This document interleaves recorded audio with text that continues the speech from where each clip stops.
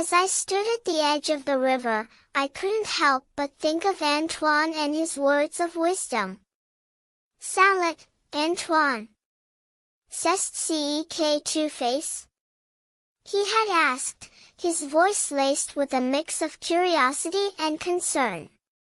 I had been on the cusp of calling Lara, my friend who shared my passion for the river, when Garrick interrupted me. Salut, Garrick.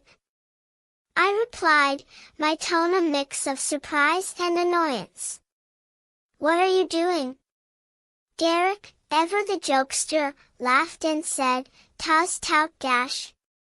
Salut, I was just about to call Lara. I shook my head, chuckling.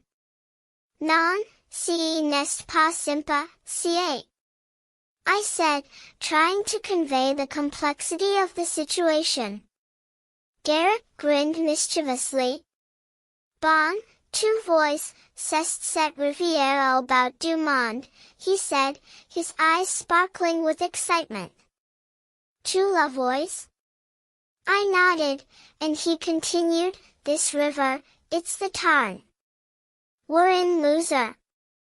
And that's where I met Lara, la nymphe du Tarn.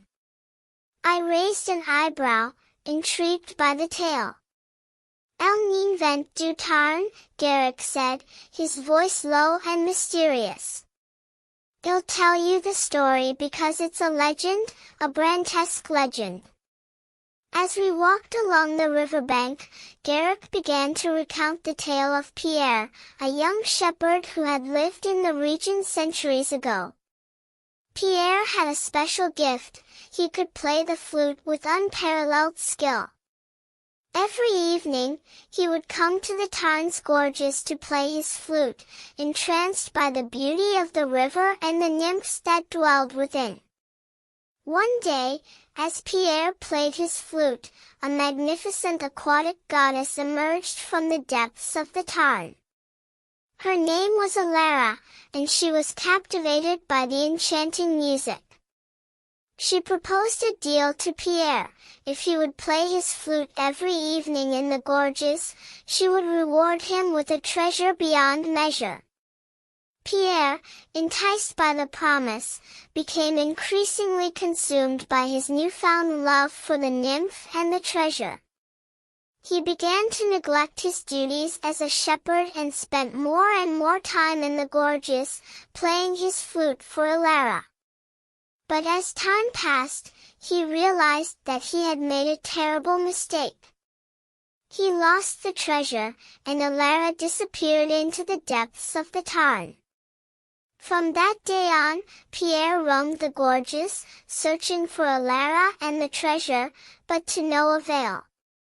The legend says that Pierre's story teaches us that there is more to life than material possessions and earthly desires. It's a reminder to appreciate the beauty of nature, the soul, and the music that brings us closer to the divine. As we continued our journey, Garrick and I found ourselves at the edge of the Tarn, surrounded by the breathtaking beauty of the gorges.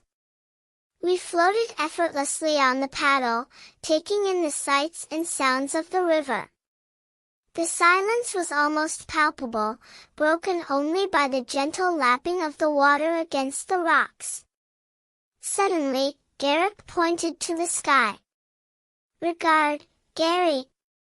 Les voitures!" he exclaimed, his eyes shining with excitement. We watched in awe as the majestic birds of prey soared overhead, their wings spread wide. As we paddled further downstream, Garrick regaled me with stories of the voitures, their habits and habitats.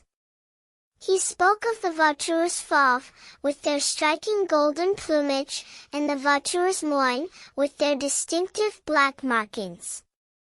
As the sun began to set, Garrick and I decided to take a break and rest our weary bodies. We settled onto the riverbank, the sound of the water lapping against the shore creating a soothing melody. As we sat there, I couldn't help but think of the story of Pierre and Alara. It was a reminder that there is more to life than the material world, that the beauty of nature and the music of the soul can bring us closer to the divine. And so, as the stars began to twinkle in the sky, Garrick and I made our way back to the village, our hearts filled with the magic of the Tarn and the legend of Pierre and Alara.